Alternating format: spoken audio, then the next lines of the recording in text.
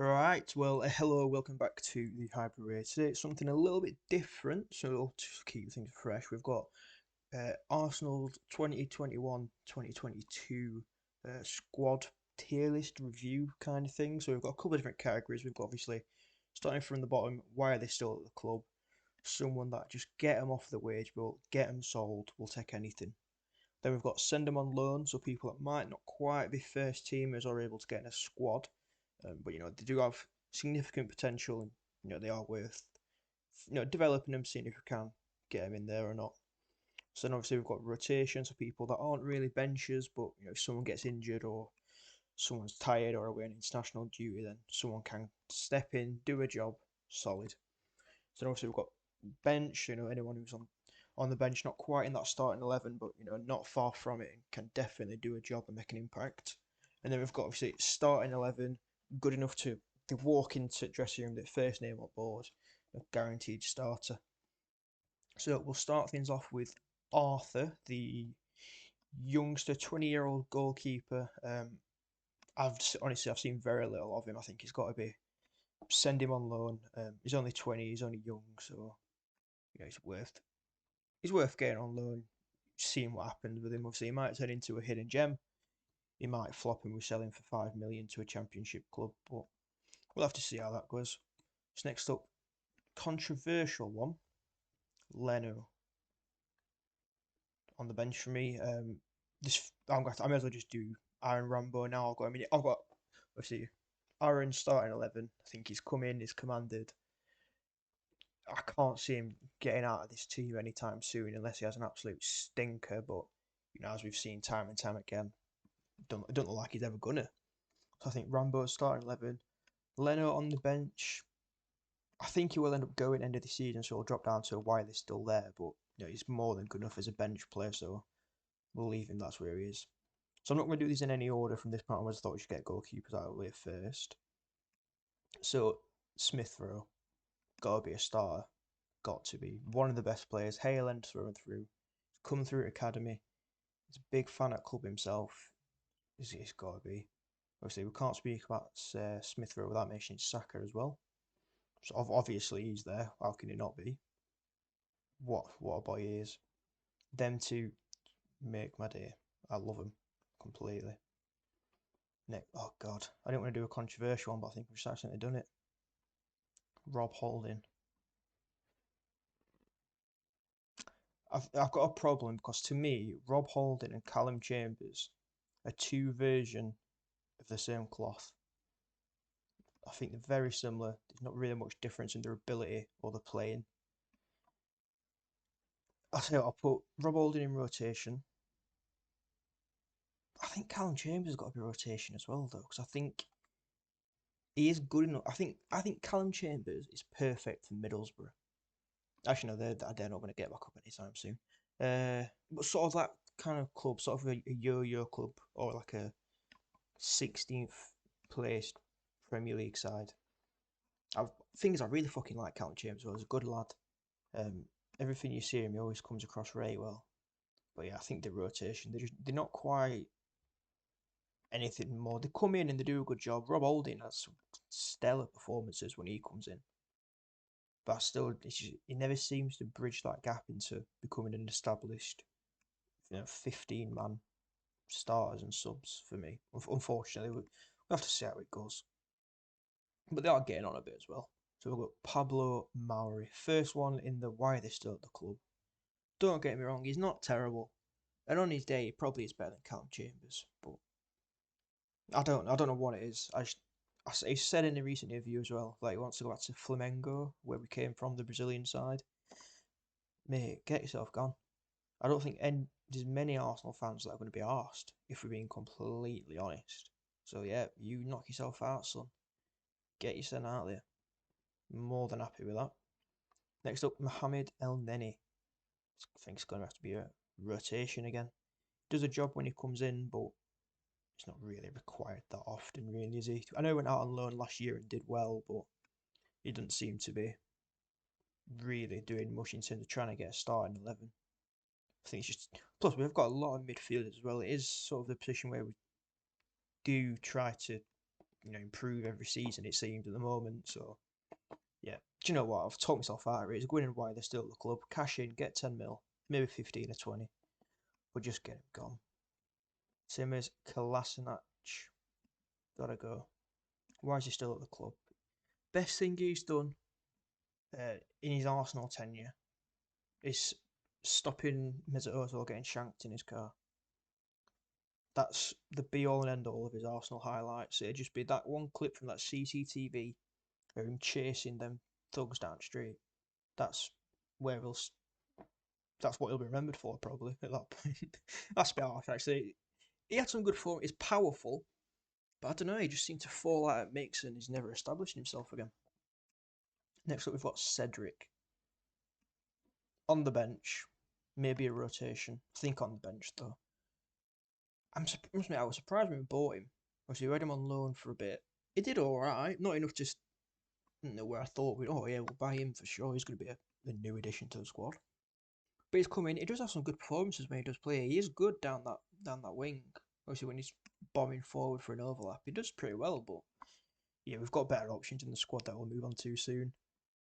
So Martinelli, bench. Must admit, I do think personally I would like to start him, but you can't knock any others out. Nick's just yet. But I think by end of this season, I think Martinelli's got to be a starter for me. He's coming back from that injury, he seems to have nursed him pretty well. Came on, obviously, against Newcastle last time out. Got his goal. What a finish, by the way. God, unreal from the lad. Let's keep up now with the strikers. Aubameyang. So it's a sorry sight when Aubameyang's his starting striker and he's missing sitters like he did again that last game. But nevertheless, I think he's better than Lacazette. Lacazette, as much as I do like him, he's not quite as mobile as I like a striker to be. He'll come deep, he'll collect ball, he'll hold it up, but he's great for holding up and getting out to a winger. But then he's not that. He never really seems to see him with ball at his feet, and if he does, it seems to be he bobbles it out for a goal kick, or he's just never really that brilliant running with it. I don't think. Honestly, at the moment we're playing very possession 1-2s, passing it corridor, running through, flicking it in. I just don't think Lacazette's that kind of player compared to Aubameyang. So I think sadly Aubameyang starting 11, Lacazette's on the bench for me. Actually, no, Lacazette. Why? Oh, I can't put him White you at club still. That's a bit peak. But I want to. In my head, I might come back to Lacazette and Aubameyang and maybe move him to why he's still here. No offense to him. So next up, we've got Kieran Tierney. For me, I think starting 11. Last season, one of the best players in the team, easily. By a long shot. Should have been probably player of the season, to be honest. Obviously, since Tavares kind of picked up the slack for when Tierney did get his last injury. Tierney is back fully fit now. He can play in 90 minutes, but for some reason he just can't get in. And when you see some stuff Tavares does, it really is just an absolute shock and travesty that he can't. I don't know how he's not, but yeah, for some reason he's struggling. So we may as well move on to Tavares now. I think as a bench. Anyone who watched that last game, oh my god, the amount of shots Tavares had that went into Rosehead were fucking ridiculous. You must have thought he was playing rugby. Every single one. Just nowhere near. It was infuriating. So keeping up with midfield, we've got Thomas Partey. Well, not really midfield, but you know what I mean. Thomas Partey, starter for me.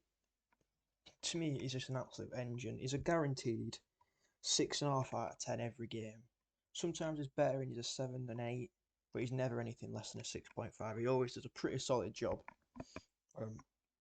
Probably our best midfielder at the moment, to be honest, if we're all gonna be honest. We'll put in obviously his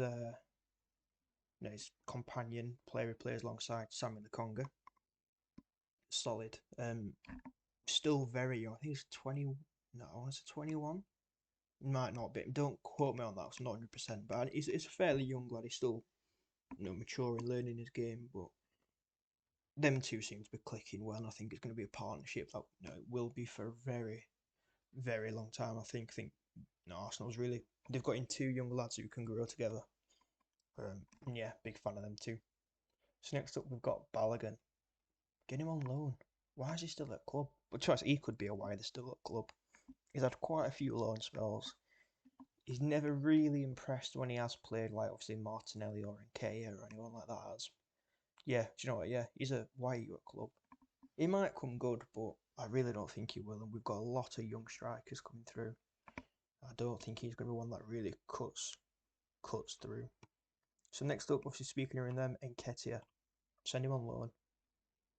He was fantastic for Leeds. Obviously that season, I think it was the season before they got promoted. Or might be the promoted season. They were unreal. I think we probably could have got 25 million for him then. It doesn't seem to. He's just not in the looking for an Arsenal squad for me, especially not when Martinelli's, maybe scraping some game times. I don't think Nketiah can get games, sadly. I think he's got to be send him on loan. Hopefully he'll progress. I think he will. I think he's going to come very good though. I don't think we need to worry about that. Next up we've got Ainsley Maitland-Niles. He's been playing a few games recently, to be fair. He went to West Brom. Yeah, went to West Brom. Did alright. I thought they were going to buy him for whatever reason. Politics potentially didn't go through, but I think he will be on his way out fairly soon. I don't think he'll be staying around much longer. And do you know what? Thankfully, I never really liked him that much. I don't think I could have put that in any quicker, to be honest. I'm going to move him right on up with here then, boys. Tomiyasu's been world class. It's borderline I'm going to have to buy his shirt at this point. It's fucking unreal. The quality of that lad going forward. I don't think he got the praise he deserved for the first goal against Newcastle.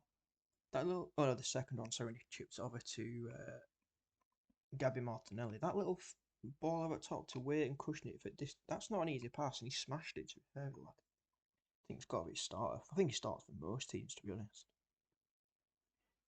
We've got a few left, and there's two controversial ones. We'll get them. We'll save them for last. Martin Odegaard. Oh, do you know what? He's a starter because of, but I think it's 50% cost for his name, 50% ability. Because he don't really perform all that well, if we're being honest. I mean, a lot of games he disappears.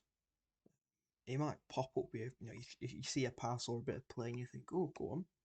But it is always just a flash. It's never a prolonged period or an entire 90, unfortunately. But he's one of them players where he can just pop up and, win you a game with just an absolute magician's assist or something like that. So I think he's a starter, but he's not a confirmed. I think he is someone.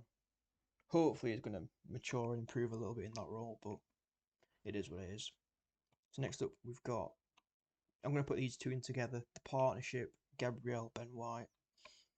It's been a very long time since Arsenal's had an elite centre back partnership.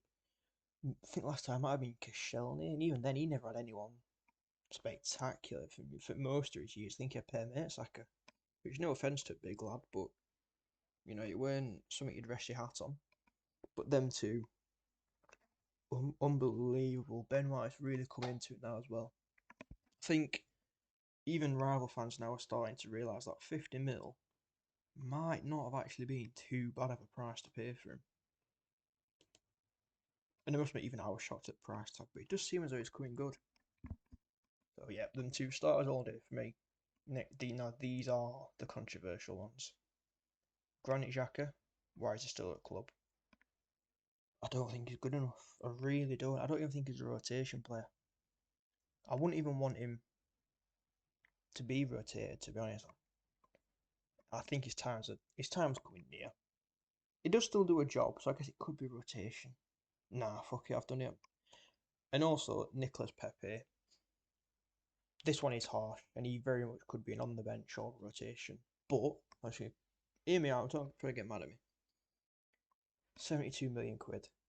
He's been here, is this his third season? No, it's not his third full season, I think it's his third year. He's been dreadful.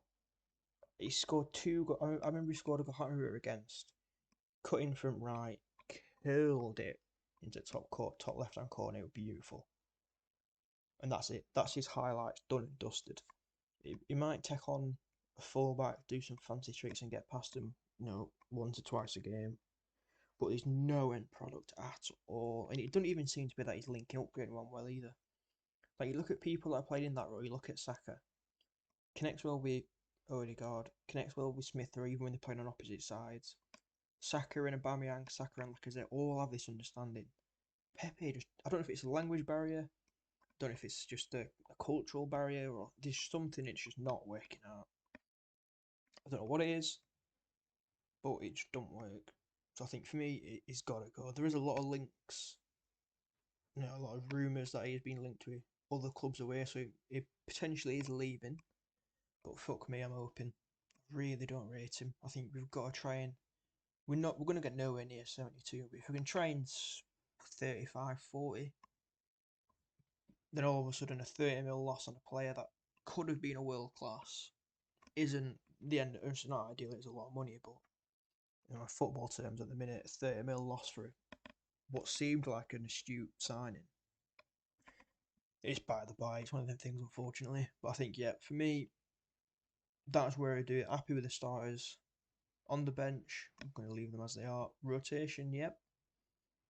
To be honest, most of them, why they're still at the clubs, they could have gone in rotation on a better day, but it is what it is. And honestly, Arthur and Nketiah get them on loan. Pretty happy with that. Obviously, let me know what you think. Don't come for me for the Pepe one. I know that's going to ruffle a few feathers. To be fair, the Balogun one might as well, but yeah. Let me know who you'd change, where you'd put them in this list. Obviously, I'll do this again after January if we get enough signings, but I doubt we will. So it'll be obviously starting next season now. Interested to see where we improve, who's in, who's out. But yeah, see you in the next one.